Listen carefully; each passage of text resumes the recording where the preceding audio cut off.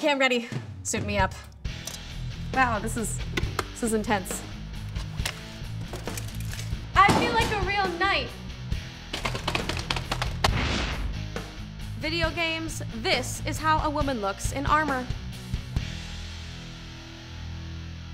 I think the idea for Arcade Arms came about when I was watching Conan the Barbarian, if you can imagine, and you see this big hulking man with this gnarly weapon destroying people on the battlefield. And I think about all the different games I've played and all the weapons, how much fun it would be to have that in my hands for real.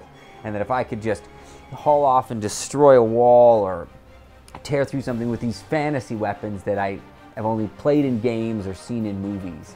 And I think that desire and thinking about that is it started this idea of, wait, let's make a show where we actually get to do that, where we build these weapons and then do damage.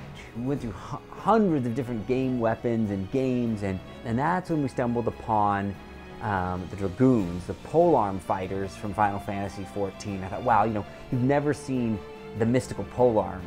And so that's what started us thinking, oh, the Gae Bolg, the Gae Bolg. And finding a weapon maker is quite a difficult thing. We've contacted countless numbers of them, and as we searched through dozens of people and got referrals, we ended up at Arms and Armor in Minnesota. What I loved about Craig and Chris and the men of this operation is they've built dozens of weapons, all kinds of weapons from polearms to spears to swords, the whole range of it, every weapon you can imagine. It would be hard to guess how many weapons we've made over the years. If we had to add them all up from the smallest knife to the largest siege weapon, you're probably looking at maybe tens of thousands of pieces over the years. We've been doing this for near on 30 years, and that's a lot of steel we've turned into implements of death. So show me the wound on your hand from the it's Gae just Bolg. a cut on the finger, but Hold it up, hold it up. when the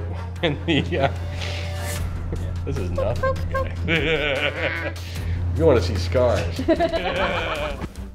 What happened?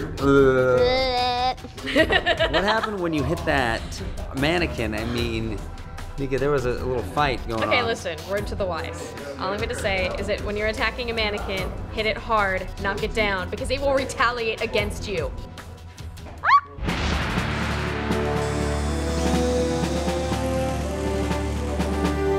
As far as coming to demo this weapon, I mean, just when you pick it up, you cut yourself sometimes just when you pick it up. And as we uncrated it and pulled this thing out, you know, there's a feeling that comes over you, right, that you really have something deadly in your hands. And Brad, you know, he's just he's the epitome of the badass, right? I mean, this dude is tough, he's big, he's gnarly, and he's willing to, like, get in the ring where men just beat each other with metal weapons, full contact. Medieval combat, there's not a lot of situations where you're not face to face. Maybe archers, but predominantly, I'm looking at you. When I take you down, I can smell you.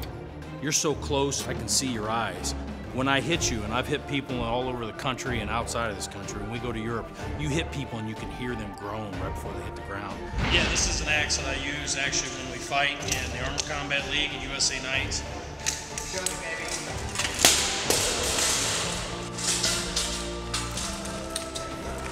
Have I been knocked out? No. Have I been close? Yeah. I took a shield punch in Poland in 2012. Basically, white light, and then you're looking up going, wow, it's beautiful out, and you don't remember how you got there. It's a weapon. You use it for the murders. I just learned about that. You're zooming in and out on me saying nothing at all important. I hope that you're having fun today. The episode was really as great as I could have hoped. What it became, and Brad, how amazing he was as a combatant with his armor and his amazing attitude, and Craig and the team at Arms and Armor and what they brought to it as far as building it, and Greg and his painting of it, that made something better than I could have hoped.